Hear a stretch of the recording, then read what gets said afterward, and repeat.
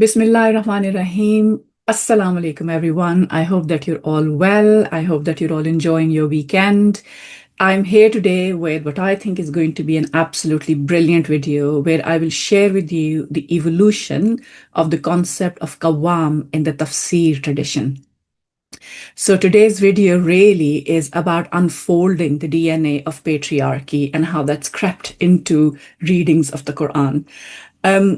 Have you ever wondered about the ideas that we hear all the time in Muslim public discourse, that men are the rulers of women, that wives should be obedient to husbands, or that women are naturally inclined towards domesticity and domestic chores, and they're the managers of the household, whereas the public sphere belongs to men? If you've ever wondered about those ideas and had those questions in your mind, well, today you're going to get some answers, okay? So fasten your seatbelts for this one. It's going to be an amazing ride. The video today is based on a brilliant essay written by Dr. Omaima Muhammad Abou-Bakr. Now, she's a professor of English and Comparative Literature at Cairo University, and she has written extensively on gender issues and the cultural history of women in Islam. I have shared a link to her profile in the video description. Maybe you would want to send her a note of thanks after I have shared the insights from her essay with you. It really is an outstanding piece of scholarship and a very erudite and eloquent piece of scholarship. And after sharing with you the insights that Umaima brings to the surface, I'm also going to briefly reflect on how we have gone from a Qur'anic verse, which was about responsibility that men have towards women, to an ideology that makes men rulers and women the ruled subjects in a household. Okay, so this is the shift that I'm going to unpack with the help of Umaima's absolutely brilliant research. And as I share the research with you, I will also bring you some examples from modern contemporary scholars. Particularly, I will critique the views of Javed Ahmed Ghamidi, for whom, as you know, I have huge amounts of respect. His work is very influential on my work, and I really have benefited from his epistemology and understanding of the sources of Islam. But I have always, and for a long time, been a critic of his views of the household and his explanation of the word Qawwam, okay? And I will also bring some of my own reflections to Umaima's essay as well. And I'm only picking up the first section of her essay where she's going to chart the journey of the word Qawwam in Tafsir tradition. But a little bit of background first about how I came about this essay. So I was really fortunate to meet the top team of Musawah. Now, Musawah is an organization. They're based in Malaysia, but they work with scholars all across the world. And they're devoted to bringing equality and justice in the Muslim family and advance human rights for women who are living in Muslim contexts and Muslim societies. I have added a link to their website as well, so you can check out the work that they've done so far. And Musawah are about to launch a new project, and I was invited to provide some scholarly input about usul al-fiqh or Islamic legal theory. And the workshop was held at University of Leeds, where I'm also a visiting researcher. And I have to say that I met the most incredible, talented group of women that I have ever met. Amazing female scholars. They're inspired by the beauty of Islam. They are guided by its teachings, and they bring together outstanding scholarship with grassroots activism. Okay, this is what's so amazing about the Musawah model, that they're not just writing academic pieces or creating, edited essay volumes which are highly academic. They're actually translating that into grassroots activism and knowledge building in the communities in which they're working. And, I've been in patriarchal spaces before, particularly because my research field was Islamic finance, and it's almost totally dominated by men, okay? There are hardly any women working in that field. And those spaces are really difficult spaces, really challenging spaces to be in, because you're undermined all the time. You're made invisible all the time.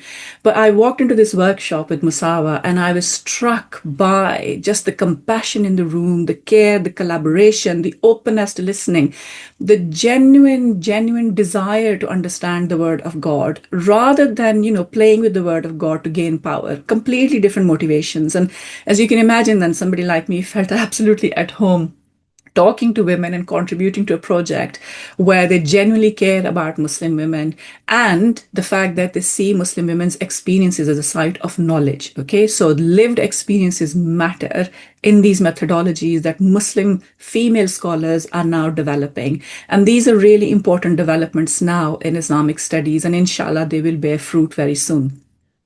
So the Musawah team then gifted me a book called Men in Charge, and I will share that with you so you can see the title. And this is the book, Men in Charge, Rethinking Authority in Muslim Legal Tradition. And this has been edited by Professor Ziba Mir Hussaini, Mulki Al-Sharmani, and Jana Raminja. And I had the privilege of meeting both Professor Ziba and Professor Mulki Al-Sharmani at the Musawah workshop, and they're absolutely wonderful people. So they gave me this book, which was very gratefully received. I mean, the best present anybody can give me is a book. I've always been like this.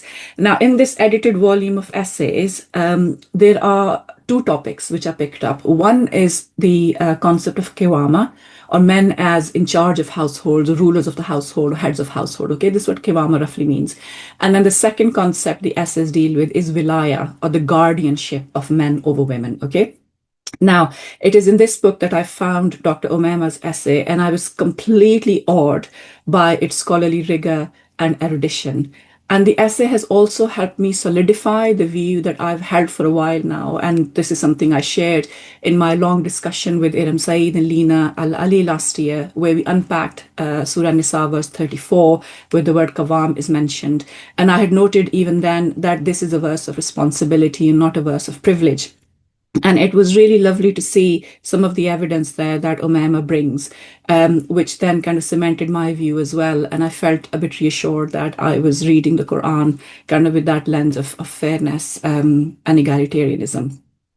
So Umaima's essay charts the evolution of the concept of Qiwamah in Qur'anic Tafsir tradition, and the essay is titled The Interpretive Legacy of Qiwamah as an Exegetical Construct. Okay, let me unpack this a little bit. So she's looking at the interpretive legacy of Qiwamah, or the history of the concept of Qiwamah as an exegetical construct. So she uses the word construct to mean that this is a concept that has been created in the Tafsir tradition. Okay, so it is a concept created from the explanations that our scholars have given us as they've engaged with the Quran. Now, in this essay, she carefully charts how the meaning and explanation of the Quranic term Qawwam evolved over the centuries until it reaches us in modern times. Now, she's focusing only on those tafsir works that appeared during the period when the science of tafsir or ilm al-tafsir became a more formalized body of work. So she's starting from that period, which is roughly the 9th century of Islam, which is about 250 years after Prophet Muhammad ﷺ passed away.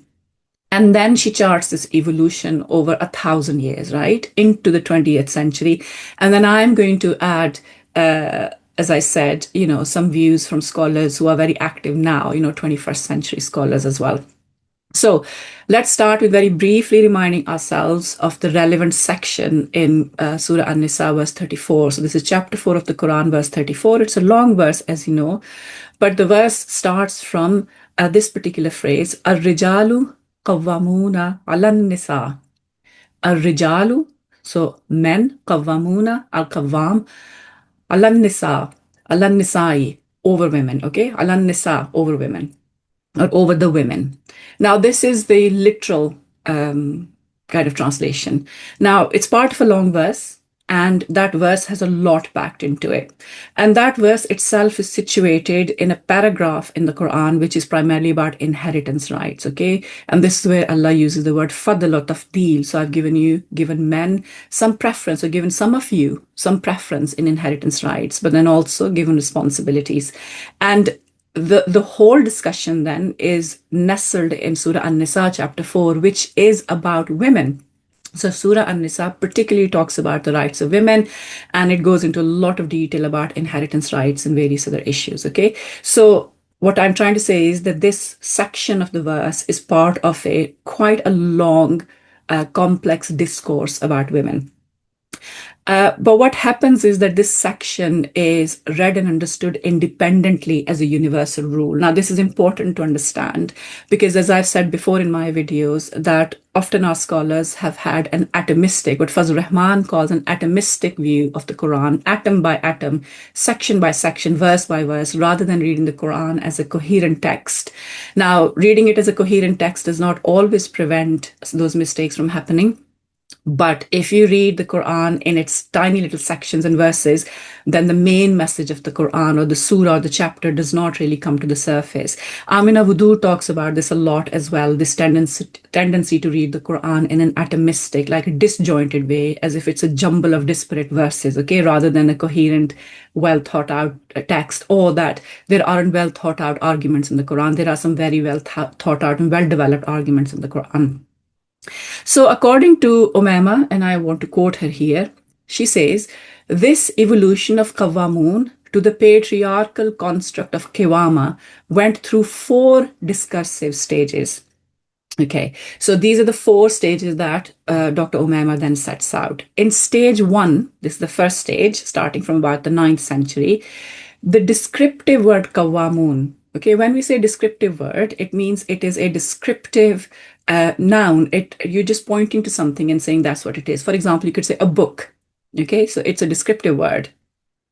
So the descriptive word Qawwamun is the plural of Qawwam, and Qawwam literally means something that supports or something that props up. So imagine thinking perhaps of a trellis or a piece of stick that you put into a flower pot and then a climbing plant climbs over it. Okay, so you're steadying it. So you're bringing a prop or a support to uphold something. This is the literal meaning of the word Qawwam, okay? And Qawwamun then is a plural of that. And then in the Quran, it means supporters and protectors. So supporters and protectors of women. But in stage 1, Omaima says that the descriptive word Qawwamun is turned into a normative and prescriptive concept of qiyam, and that later becomes Qiwamah. Now look at the shift that is happening here, okay? Now, Qawwam, as I said, is the plural of Qawwamun is the plural of Qawwam. It means supporter or maintainer. So it is a description of a role or responsibility. Okay. Now Qiyam or Qiwamah, which now becomes normative and prescriptive, is a system of organizing the household. So now we're talking about 2 very different things. Now, when we say something is normative, I do want to explain these terms, what we mean by normative or prescriptive when it comes to religion. Okay, so when we say something is normative, it means this is something that sets a norm for us, or a value, something that should be done, something that would be rewarded. So for example, we can supplicate to Allah in very many ways. We can supplicate to Him in our hearts. We can supplicate to Him in writing. We can supplicate to Him in a group setting. But you then have a normative form of prayer in Islam, which is the 5 daily prayers, the obligatory prayers. Okay, these are the prayers that Prophet Muhammad ﷺ taught us, and they are normative. We follow them in the same way as he taught us. So it becomes our practice as deen. So when something becomes normative, it becomes part of religion, it becomes deen. And so it becomes connected to the idea of salvation in the hereafter. So if I don't say my 5 daily prayers, then I'm accountable for that. And if I miss them, then I am sinning. Now it's become normative.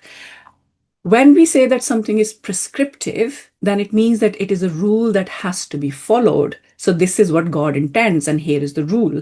So when we turn Qawwam, which is a description, into Qiwamah, which is normative and prescriptive, then the movement we are making is tied to normativity. That becoming Qawwam, or becoming the head of the household as it's understood, then becomes part of our deen, then it becomes a religious norm, okay? And then you say, okay, this is what God intends. Now, this movement is also about the power that sits within a prescriptive rule or regulation. So in other words, then we have moved from a description of a role to an ideology, where we say that Islam desires a system based on Qiwamah of men, in which men are in charge of women, okay? So now we have a hierarchy.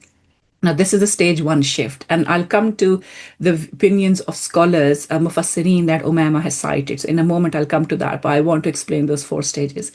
Now, the second stage is that Mufassirin gather all the reasons justifying why men have been given this authority over women. Okay, so the first thing is to establish the authority and hierarchy. The second stage is to find reasons for explaining that hierarchy. The third one is where our jurists or doctors of law or fuqaha start linking this concept in Surah An-Nisa to verse 228 in Surah Al-Baqarah. Okay, now in Surah Al-Baqarah, in that verse, the second chapter of the Quran says, وَلِلرِّجَالِ عَلَيْهِنَّ دَرَجَاتٌ. Literally, and for the men, over them is a degree. Okay, so men have a degree over them, or men have a degree over women. Now, often this is translated as men having a degree of superiority over women. I'm not going to go into the tafsir of this particular verse, but just want to say that this verse is about the treatment that the Quran wants, a very respectful and considered treatment for women who are being divorced. And so when we talk about a degree, it's a degree of responsibility towards those women. Okay, but as I said, this is not the topic today, but I just want to say that it took a period of time before this idea of Qiwamah in Surah An-Nisa became attached to the idea of men have a degree over women in Surah Al-Baqarah. Okay, so this is a movement that our Mufassirin and our doctors of law have made. And then finally, in stage 4, some discussion on modernist scholars, particularly in the 20th century, who then start linking this idea of Qiwamah eventually to the idea of domesticity and women's inherent nature of fitrah. Okay, so these are the movements that we're going to chart now. So let's start with stage 1 now, where the word Qawwamun becomes the normative qiyam, eventually Qiwamah. Now, this movement starts from Abu Ja'far Muhammad al-Tabari. You would have heard his name before. He's one of the great mufassirin, the great scholars of the Quran. He died in 923 AD. Okay, so this is the 10th century of Islam. And he's known as one of the founders of the tafsir tradition, using a method which is called tafsir bil mathur, which means that prophetic reports and traditions and reports from the Sahaba, the companions of the Prophet and their successors, are brought together to explain Quranic verses. Okay, this is a method of tafsir. Now, his tafsir is titled Jami al-Bayan fi Tafsir al-Quran. Now, in his tafsir, Tabari writes that men watch over women, or they are in charge of women, and Allah has designated them the task of disciplining women. Men have been given this task because they provide for women both by maintaining them and paying them a mahar or dower for marriage. Now, according to Dr. Omaima, At-Tabari is thus creating a hierarchy where men have the moral authority to discipline women. And so by definition, then women are less moral, okay, because they need disciplining. And moreover, the Quranic narrative, which assigned a responsibility to men to provide economic support to women, is being turned now into a privilege or entitlement. So in other words, because men provide, they also have the right or the task of disciplining women because they're in charge of women. And if men are the ones designated with the task of disciplining women, therefore they are more moral than women, and women are less moral. And so women need the guidance of men and their disciplining to be more moral or become more moral agents. So now we've moved from the description Qawwam, which is a duty or responsibility, to a normative authority of men over women. At-Tabari's use of the noun qiyam eventually leads to creating the ideology of Qiwamah, which is the idea that men are morally superior and thus they can discipline women. Dr. Omaima also notes very astutely that the specific meaning of providing economic support, so the verse is very specific, it's talking about men's financial responsibility towards women. That specific meaning was changed into a generalized status of moral superiority for all men. Okay, so now you see the shift. Here is a verse about responsibility towards women, and it becomes a generalized view that men are in a hierarchy over women and they're morally superior, therefore they can discipline women. So let's now move to stage 2, which is about finding reasons for why men have been given Qiwamah. Okay, and this is where Al-Zamakhshari's influence is huge. And we will see that even when it comes to modernist scholars, they're very much citing the ideas that Zamakhshari gave in the 12th century. Okay, so he was a great mufassir of the Quran. He died in the 12th century, and he wrote his famous tafsir, which, in shorthand is called Al-Kashaf, and it has influenced so many scholars. And you'll see those influences as we kind of go through this video. Now, Al-Zamakhshari, according to Dr. Omaima, he focused on At-Tabari's idea of moral superiority of men and removed the Qur'anic mention of providing for women financially. Okay, so now the condition for providing women is being removed from the discussion. And he made 2 points. One, he justified men's right to discipline women by using a metaphor that men are rulers and women are subjects. So the origin of that idea that men are rulers and women are the ruled ones actually comes from Al-Zamakhshari's explanation of these verses. So here he gave men the authority that states or governments have. Okay. So the household is like a little state, and in that state, there is a head of state. And he also even says that men have the right to enjoin what is wrong and to enjoin what is right and forbid what is wrong. We know from reading the Quran that actually this responsibility to enjoin what is right and forbid what is wrong sits at state level, a collective social level. But here, Az-Zamakhshari is allowing men to do that in their households. Now, the second thing that he does is that he moved from the idea of tafdeel or preference in the verse, which was about inheritance shares for men and the responsibilities that come with that.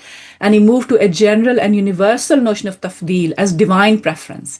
Now, Az-Zamakhshari is now saying that God prefers men. Okay, there is divine preference behind that. And according to him, then this is his reason for the divine preference, why men are preferred over women. Now, see how this is shifting. As Zamakhshari says, men are better in reason, resoluteness, determination, strength, writing in most cases, horsemanship, spear throwing. Among them are prophets and ulama. They perform the imama, jihad, the azan and khutbah, the etikaf, the loud takbirat, bear witness in hudud and qisas laws according to Hanafi law. Hudud and qisas cases according to Hanafi law. That men have increased inheritance shares. They hold wilaya or guardianship in marriage, the right to pronounce divorce and revoke it. They can have a number of spouses, lineage, family lineage transfers through men, in addition to having beards and wearing turbans. So this is a very interesting mix here, isn't it? The men are prophets and ulama. Being a prophet, of course, is something that God chooses. And then all of the skills that men have, like horsemanship and spear throwing, etc., and also some biological traits, like they can grow a beard, and of course, women can't. And so this is Zamakhshari's reasoning behind men have been given this tafdeel, this divine preference generally over women. Okay, so now we've moved from the idea of tafdeel or faddala, a preference in terms of inheritance shares because you have to support women. So now we moved away from the idea to just generally having preference over or priority over women or superiority over women. Okay, so there's a generalized tafdeel, a generalized preference now that we're moving towards. And then he brings the reasons for that.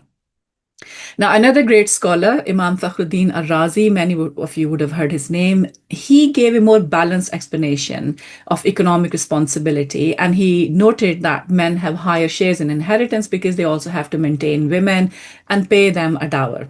But then he takes forward At-Tabari's opinion that men can discipline women.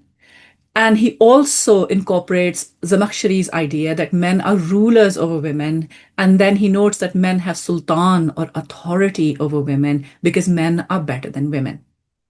So now you see what Fakhruddin Razi has done. He's taken some of the ideas from At-Tabari, he's taken some of the ideas from Zamakhshari, he's put them together, and he's now created this idea of sultan or authority. Now the word sultan appears in the Quran as well, primarily about the sultan of God or God's authority. But here now men have sultan over women or authority over women. Why? Because men are better than women.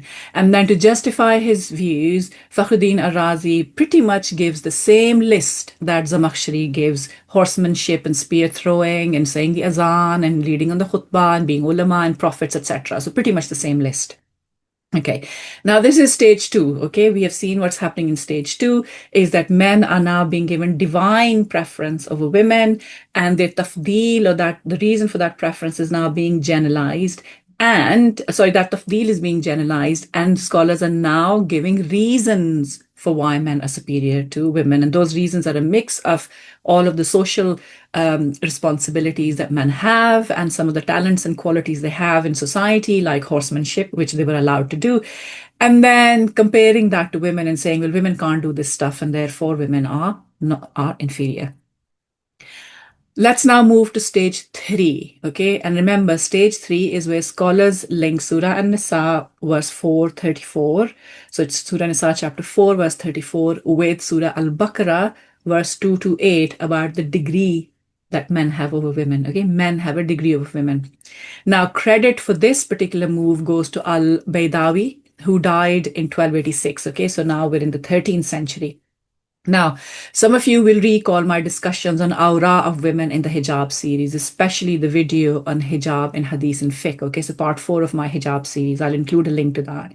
I've mentioned Al-Baydawi in that video as well. He is the same scholar who first introduced the idea that all of a free woman's body is aura, or nakedness, or genitalia. And he used that argument to say that all of a free woman must be covered, must be shrouded. Okay, so he's the first one in the 13th century when this idea comes about. Now, in his explanation of Qiwamah, Al-Baydawi takes as given. So by this time, by the time he's writing in the 13th century, he takes it as given that men are sovereign-like rulers over women and women are their subjects. Okay, so by the 13th century, the idea of ruling over women has swallowed up the original Quranic teaching, which was to provide economic support to women. We now come to Al-Qurtubi, who is roughly Al-Baydawi's contemporary. Now, Al-Qurtubi dies in Cordoba. Excuse me. He's an Andalusian scholar, and he passed away in 1273.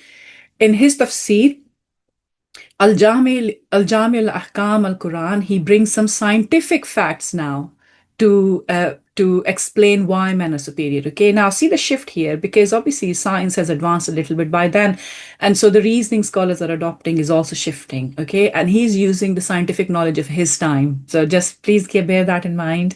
He's using the scientific knowledge of his time, and I'm going to read this now with a straight face. Okay, I'm going to try my very best to read this with a straight face. So I'm reading from page 51 from Omaima's essay, where she cites Al-Qurtubi, and he says, "It is said that men have the privilege of mind and better management. And it has been said that men have strong natures that women do not have, because men's disposition is determined by heat and dryness, which gives them strength and hardness, whereas women's disposition is determined by humidness and coldness, giving them the characteristics of leniency and weakness."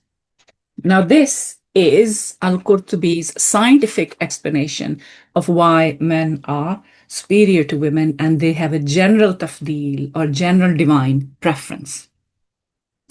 Next, we have Ibn Kathir's views. Now, as you know, you would have heard this name before as well. He's famous, he's hugely influential in Tafsir tradition. He was a Mufassir who died in 1373. So now we're talking about kind of the latter half of that century. Now, his methodology, like that of many scholars of tafsir before him, was to bring lots of hadith traditions to explain the Quran. So he's also a scholar in the tradition of tafsir bil mathur. And what he does is, first he proves that men are superior by using Abu Bakr's famous hadith that no people will prosper if a woman was their ruler. Now, inshallah, I will do a separate video to critique that hadith, okay? But you're all familiar with it. You would have heard it millions of times. We're told that women can't be political leaders. They can't take part in politics because the Sharia forbids them to do that. And this is because Prophet Muhammad sallallahu alaihi wasallam once said that no nation will prosper if a woman is ruling that nation, okay? This hadith comes from Abu Bakr. So now Ibn Kathir, in his tafsir that he's writing on the Quran, he brings that hadith first, okay? So by using that hadith, he proves, in his view, that men are superior. Why? Because they can be rulers and women can't. He then notes that women can't act as judges in courts of law. Now, it is true that women were removed from being judges in courts of law quite early on in Islamic history. Now, he's also using that fact and saying, okay, women can't be judges in courts of law, men can be judges in courts of law, therefore men are superior. And it is then Ibn Kathir who links the verse 34 in Surah An-Nisa with verse 2 to 8 in Surah Al-Baqarah. And he notes that men have a daraja, or degree, over women. He then brings a lot of hadith traditions on the obedience of wives to their husbands. And he says that wives should revere or highly respect their husbands. Okay, so now you can see how those links are being developed. So there's also societal shift happening as well, okay? And it's important that we understand what that societal shift is, because as I've said before, scholars are people of their times. We can't escape our effective history. I can't escape my effective history, right? I'm born in the 20th century. I'm somebody who lives in the 21st century. This is the reality that I know. So my morality and sensibilities and values and norms are going to be shaped by the world that I live in.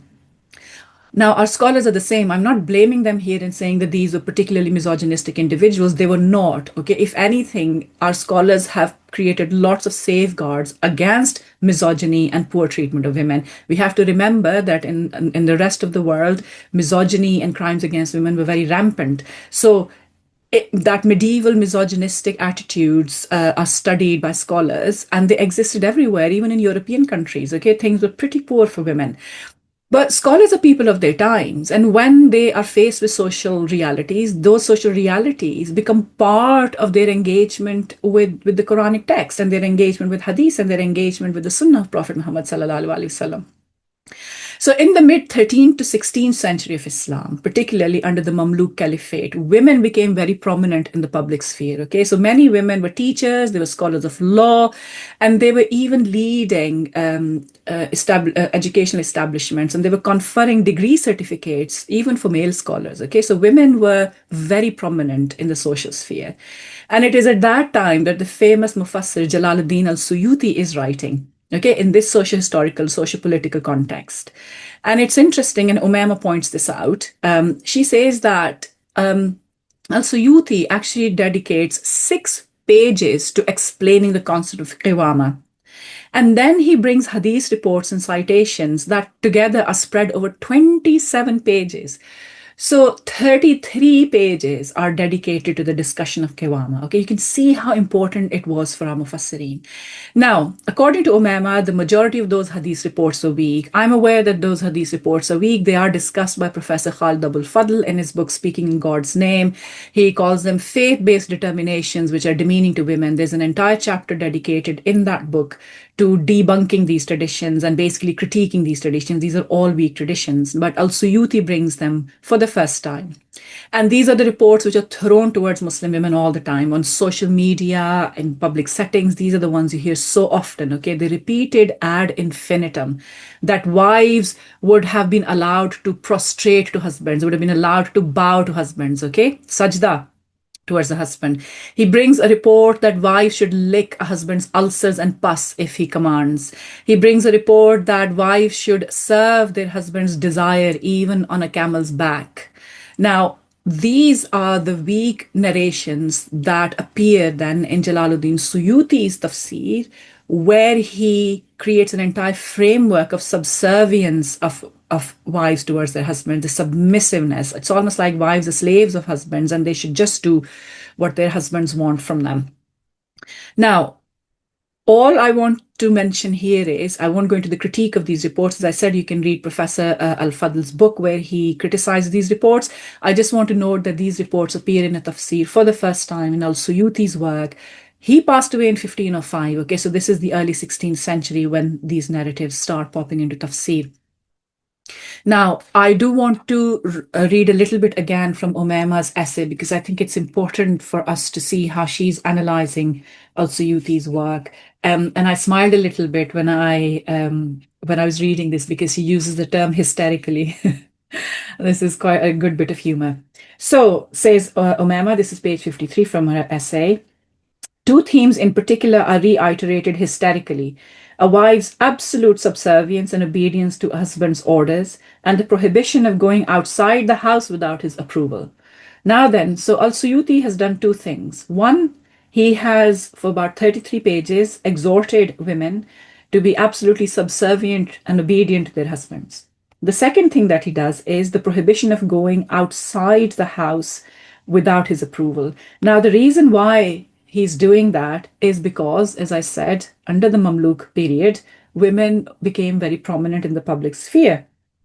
So, Omaima cites a scholar who's studied this, women in Islamic biographies. This is Ruth Roddett's work.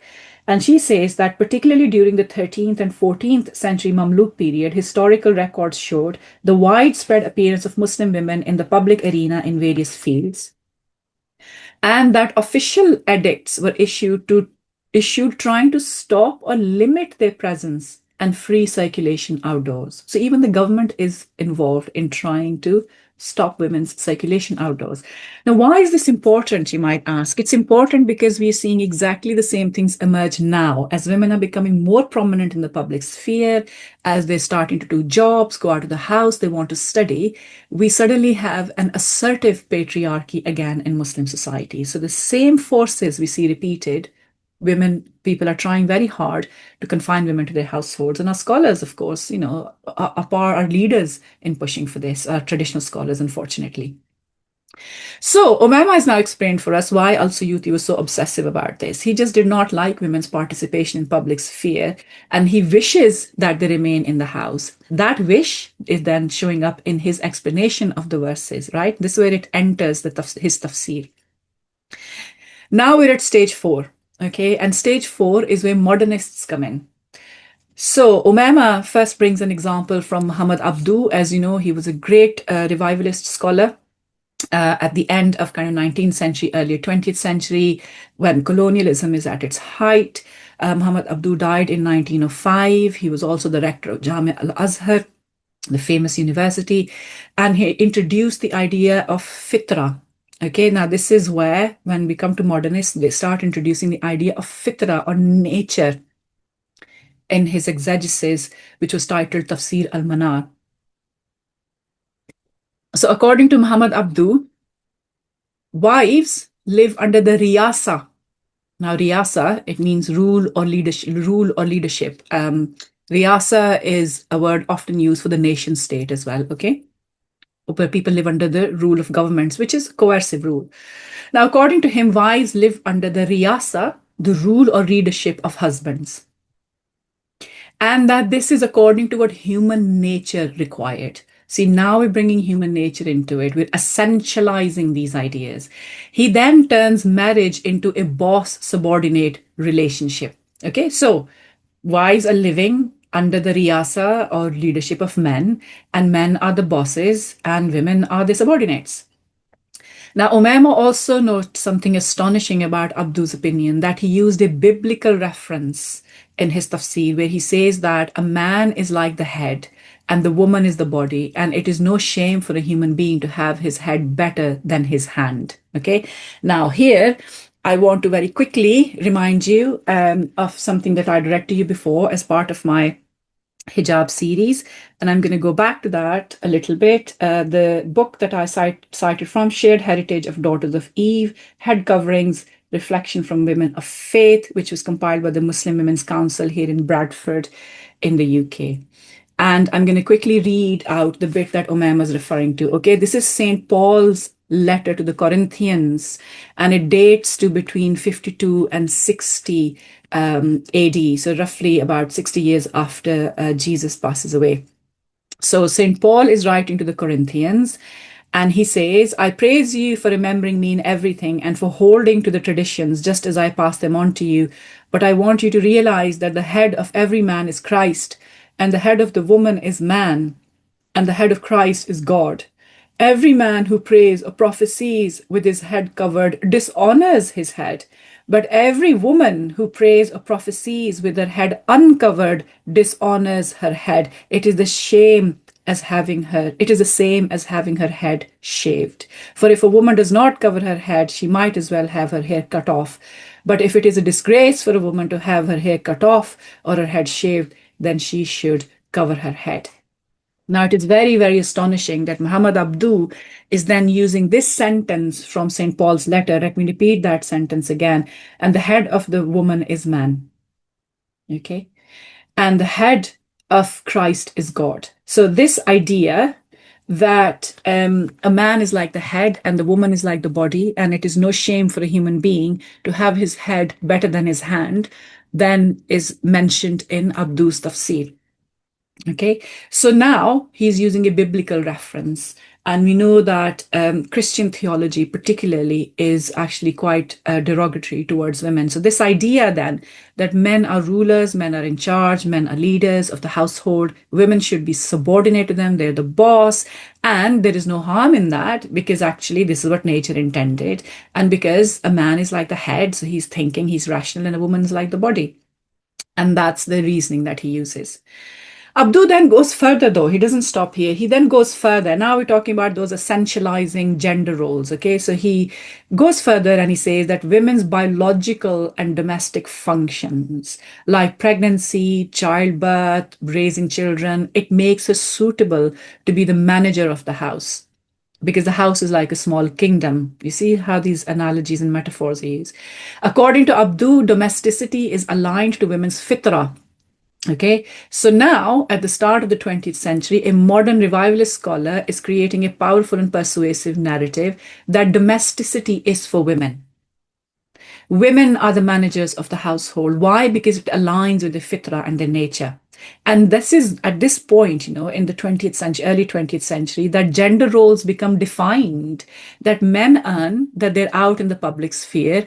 Women stay at home, they clean the house and they raise children. Why? Because this is what their nature is aligned to. Now, here Abdu does something that classical scholars never did. Classical scholars never said that domestic chores were a wife's responsibility because she was naturally inclined to this. Classical scholars never said that. But a modernist scholar says that a woman is inclined to domesticity. It aligns to her nature better. So this is the space in which she will thrive. Okay, it's aligned to her fitrah. We then move on to another modern scholar, Sayyid Qutb. He was an Egyptian scholar. He died in 1966, and he took a political view of Islam, very, very much like Maulana Maududi in the Indian subcontinent did. Okay.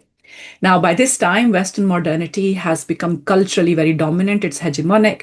Muslims have very much lost this sense of identity post-colonialism. So that's the political context in which these scholars are writing. So when Sayyid Qutb explains verse 34 of Surah An-Nisa, he also uses nature and essentialism, arguments from essentialism. So he says nature and essential qualities of men and women are the reason why there should be gender roles. So he argues for strict gender roles and he assigns the public realm to men and the private realm to women. Now, the family at this point becomes an institution. And Sayyid Qutb says that because the family is an institution, everyone has specialized roles in this institution. Men provide because God has given them innate physical and mental characteristics, and women are to focus on childbearing and raising families. Men are tough, women are gentle. Men think and deliberate. Women give quick emotional responses. Okay, so you can see how essentializing arguments are now being made about gender. Men are rational, men like to think, men like to deliberate, they're strategic. Women, on the other hand, are emotional. And of course, then, we're often told that women are irrational and they're not able to make good decisions. And now I want to talk about another scholar. He passed away in 1982, Al-Sha'rawi. For him, a woman's role as a mother determines her character. Okay, now we've gone from essentializing gender roles to saying that a woman as a mother is the most elevated in character. I'm sure you've heard me say this before, but every time you talk to traditional scholars, they do not accept any other role for women. The only role that they want to assign to us, and they say this is God's plan, this is divine plan, is to become a mother. You should focus on becoming a mother. You should focus on raising a family. So, dear listeners, I want to say this is what reaches us now, the elevation of motherhood and only motherhood as a worthy role for a woman. Now, according to Al-Sha'rawi, a woman is ruled by nurturing drives, while men have reason and rationality. Okay, but fair point to him, he did not see these as essential characteristics or argue for the superiority for men. He did mention that men and women have this different nature, but he did not argue for the superiority of men. Now then, This is the incredible insight that Dr. Omaima brings to us when she charts the evolution of the concept of Qawwam and going from Qawwam to Qiwamah as a system of organizing the family and the household, where men are in charge, they're the boss, and women are subordinate. So men are morally superior and they can discipline their wives. Their wives are meant to obey their husbands. Okay, so this is the framework that reaches us today.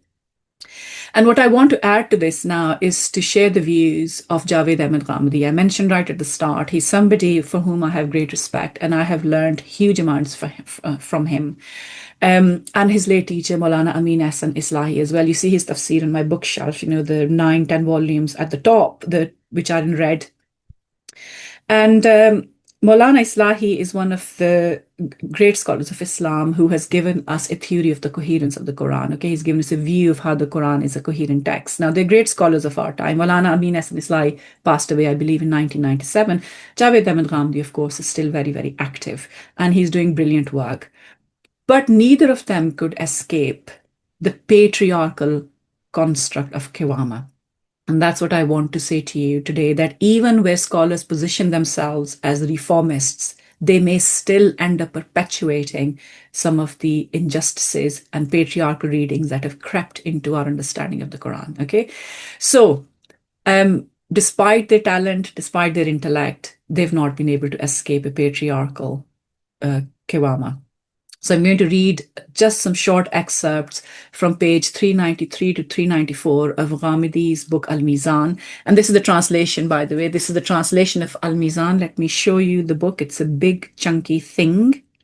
It's this one, Islam, A Comprehensive Introduction, Javed Ahmed Ghamidi, an English rendering of his book Mizan by Dr. Shahzad Salim. It's easily available. So I want to read a few excerpts from that, okay, just to give a sense of how the concept of Qiwamah as a construct of organizing the family, how it reaches us now, even through scholars who are reformist scholars, okay? So on page 393, as Javed Ahmed Ghamidi is explaining Surah Nisa, verse 34, he says, in the verses preceding the above quoted verse, the Almighty has made it clear that the real sphere in which one should strive in outdoing others is not the sphere of inborn abilities and characteristics, because in this sphere, some in reality hold preference over others. So when he's talking about tafdeel, he's talking about inborn characteristics now, where some may be superior than others. Imagine, a woman doing maths better than a man in a classroom, for example. But then he goes on to say, the Almighty has created some people superior to others as regards their mental, physical, economic, and social status, and similar is the case between a man and a woman. They have been created as counterparts, such that one is by nature the active member and the other the passive one. So see, now we're going into essentializing gender again. So men are by nature active and women are by nature passive. While the former, the man, while the former trait of being active, while the former trait needs domination, vigor, and force, the latter needs gentleness, subtlety, and acquiescence. Viewed thus, each possesses relative superiority to the other, and these are inborn characteristics, and any effort to surpass one another in this area would be tantamount to waging war against nature. He then goes on to link verse 432, so a couple of verses above this one, and says that this verse pinpoints the above stated premise as the guiding principle. So now we're entering normativity, okay? The guiding principle in the organization of a family setup. A family is like a small state. Now we've heard that one before. So he says, a family is like a small state. Just as every state requires a ruler for its establishment and survival, this small state also requires someone to take charge of its helm. Either the husband could have been bestowed with this responsibility or the wife, but the Quran informs us that the husband has been entrusted with this responsibility. The expression Qawwamun Al-Nisa has been used by the Quran to convey this purport. In Arabic, when the preposition ala is used after the word qam, the meanings of protection and financial responsibility are incorporated in the verb. This, in other words, refers to heading a family, and all these things are mutually essential.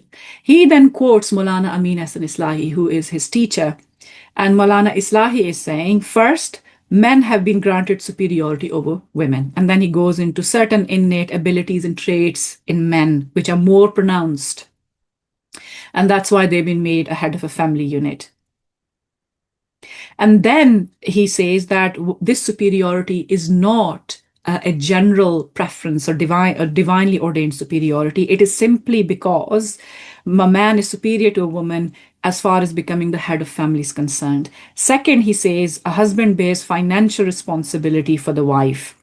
And he has this ability, only he has the ability to carry financial responsibility.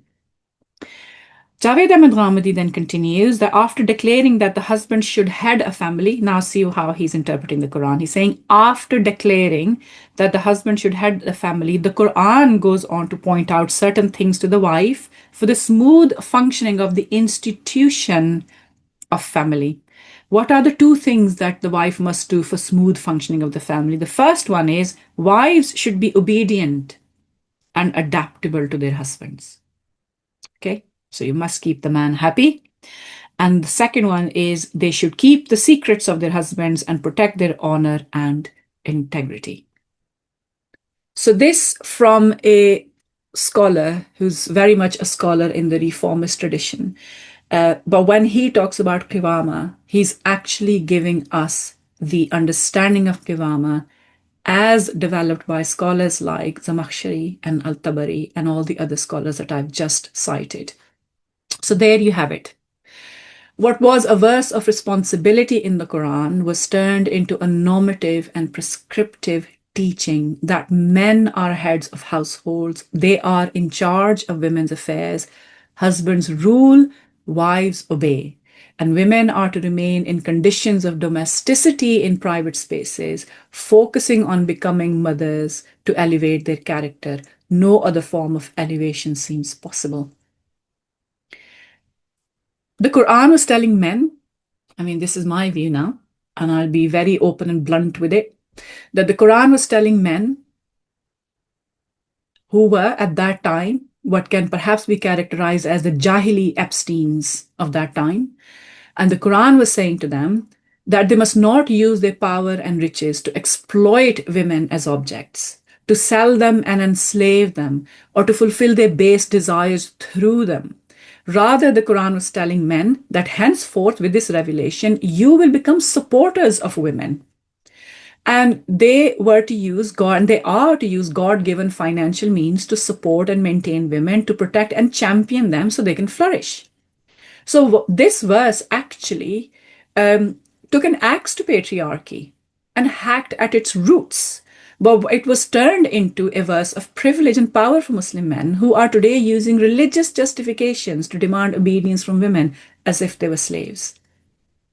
Now, when I started this channel, I promise you that I will give you insight into how religious knowledge is created, right? And I want to salute scholars like Dr. Omaima for their outstanding scholarship, which brings to light the mechanisms through which Qawwamun turned into Qiwamah and duty turned into privilege and power. And this is the reason why I was saying to you that this particular video is going to be a game changer, especially for Muslim women who have been, living under the yoke of this subordination that is taught to them as a divine plan, a divine master plan, that this is what God intended from you. But what we find is actually this is not what God was saying. This is what people who were interpreting God's word have said to us. So we should now be able to make that distinction. As ever, if you're benefiting from my channel, please subscribe and share. And for this particular video, I'm going to really urge you to share this with the women in your social circle. Check out my website as well, sitaraakram.com, where I'm starting to share some courses.